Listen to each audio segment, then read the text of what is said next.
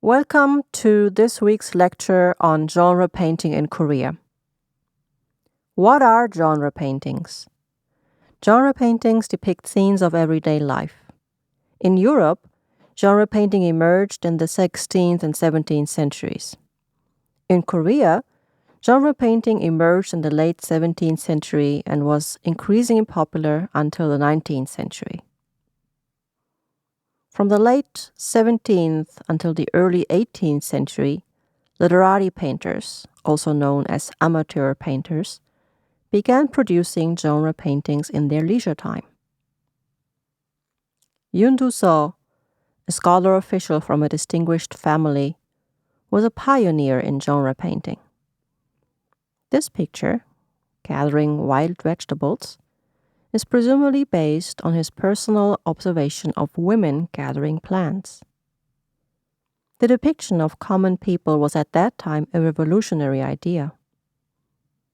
Yoon incorporated this new theme of daily life scenes into the traditional style of landscape painting, as you can see here in the background. Yoon inserted the female figures into the traditional format of his time, which the elite was most familiar with. King Zhongzhou stimulated the development of genre painting in 18th century Korea, when in 1789 he ordered his court painters to paint pictures with the topic taking a snack in the field and inspection of a freight ship. He ordered these artists to paint the pictures in a way that all who see them would burst out in laughter. Apparently, King Hongdo was extremely interested in learning about the common people's lives, and he expected to see humorous scenes that entertained him. His interest in genre painting acted as a catalyst for the popularization of genre painting in late 18th century Korea. One of the court painters working for King Zhongzhou was Kim Hongdo, also known under his pen name Danwon. On this slide are 7 out of 25 pictures from Kim Hongdo's album of genre paintings that was likely created for the king. The album depicts people studying, working, dancing, eating, and traveling. Copies of Kim Hongdo's witty genre scenes were soon disseminated outside the palace and had an enormous impact on the development of genre painting in the 19th century. King Zhongzhou's interest in his people is not the only reason why genre painting became so popular.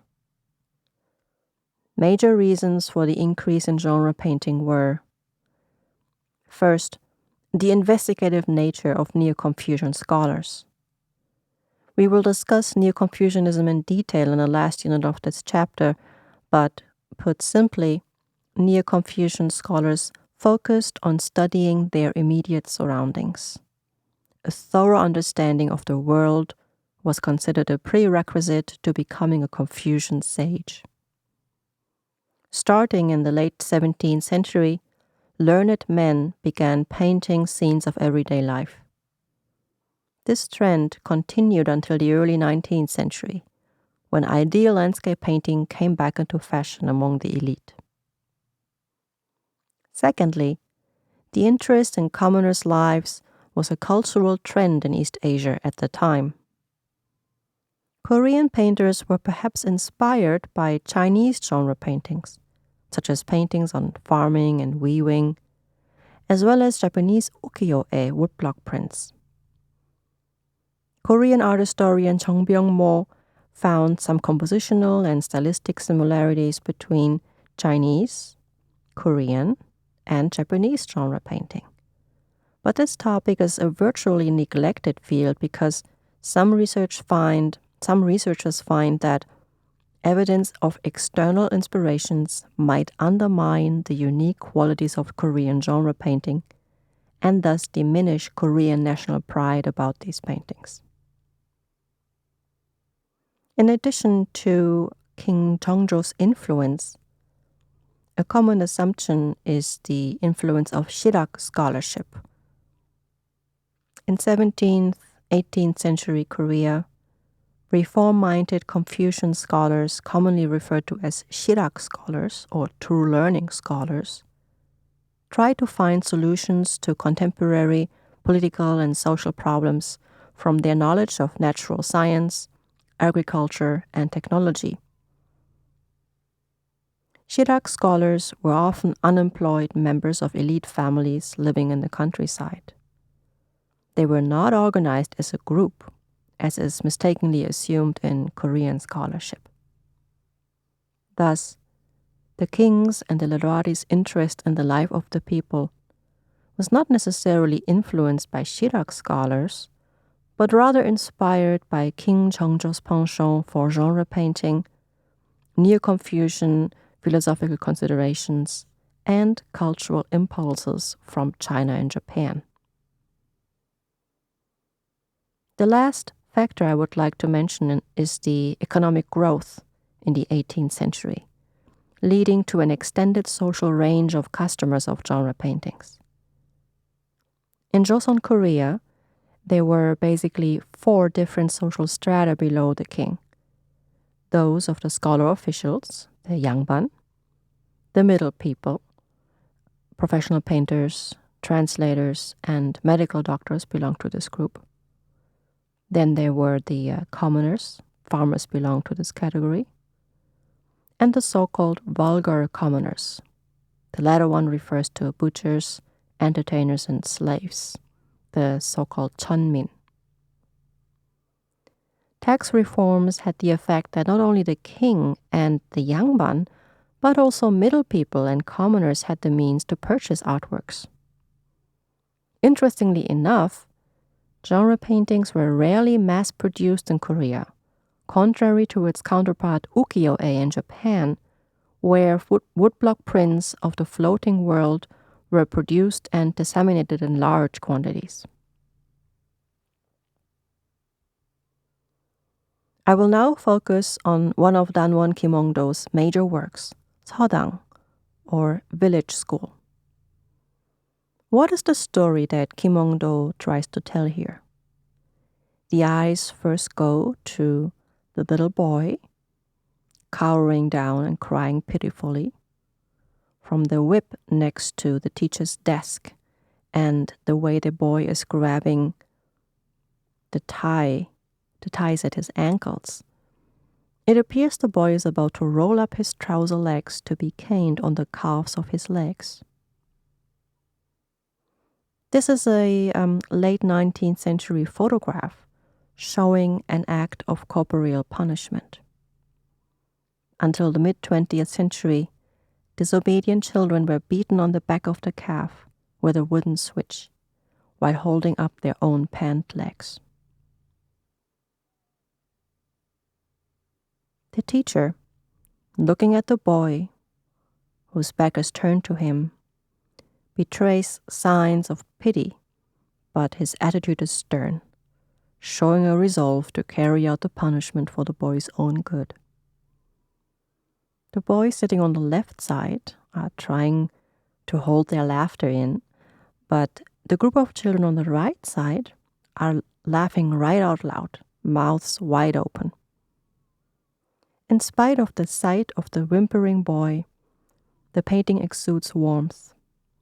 It seems the teacher will lose his anger and relent at any moment.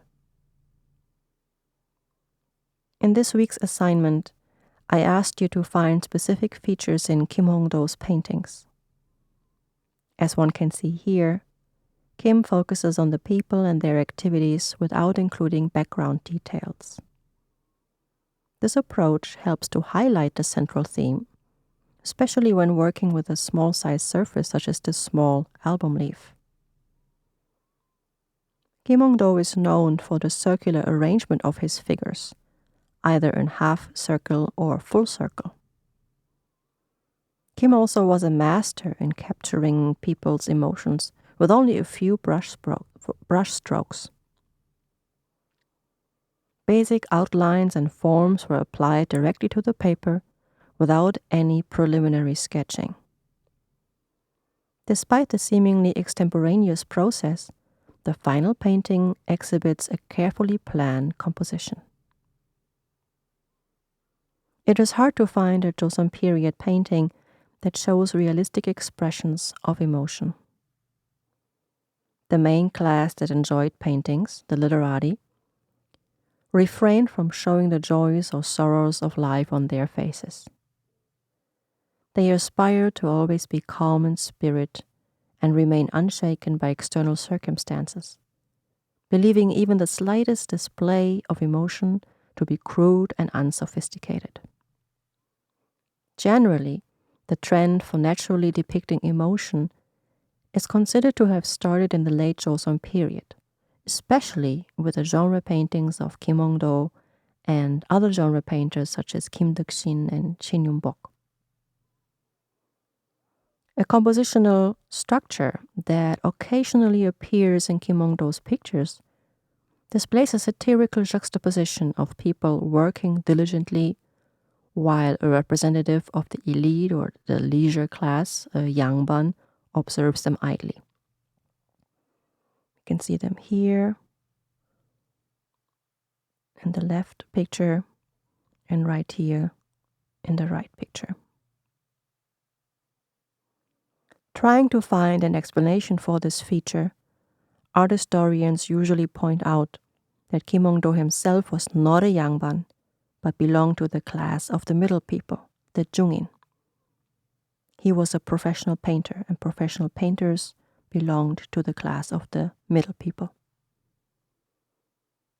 Perhaps Kim Hongdo wanted to expose weaknesses in the social system, and perhaps even criticize the idleness of the yangban.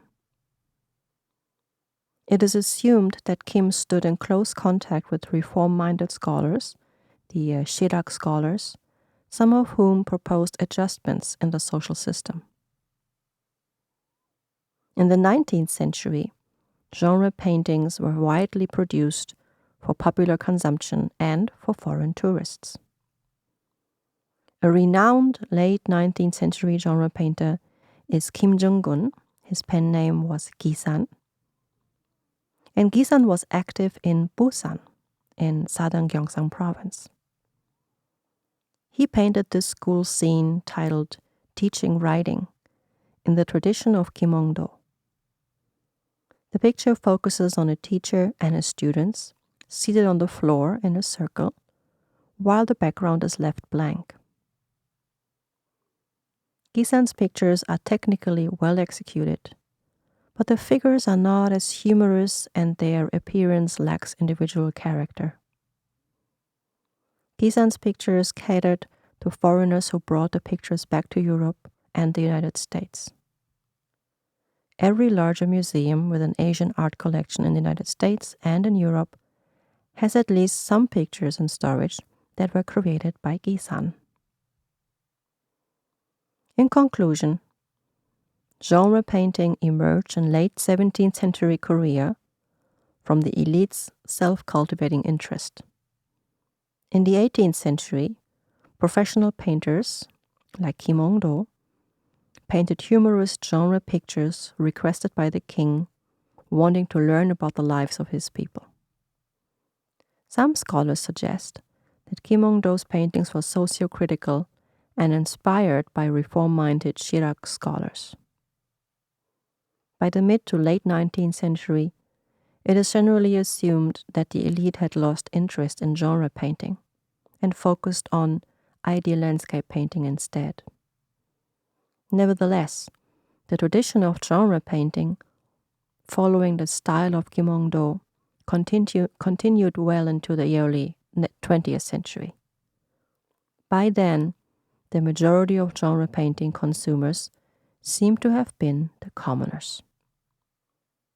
After Joseon Korea's opening to the West in the second half of the 19th century, foreign travelers interested in traditional Korean customs bought paintings by professional artists such as Gisan Kim Jongun.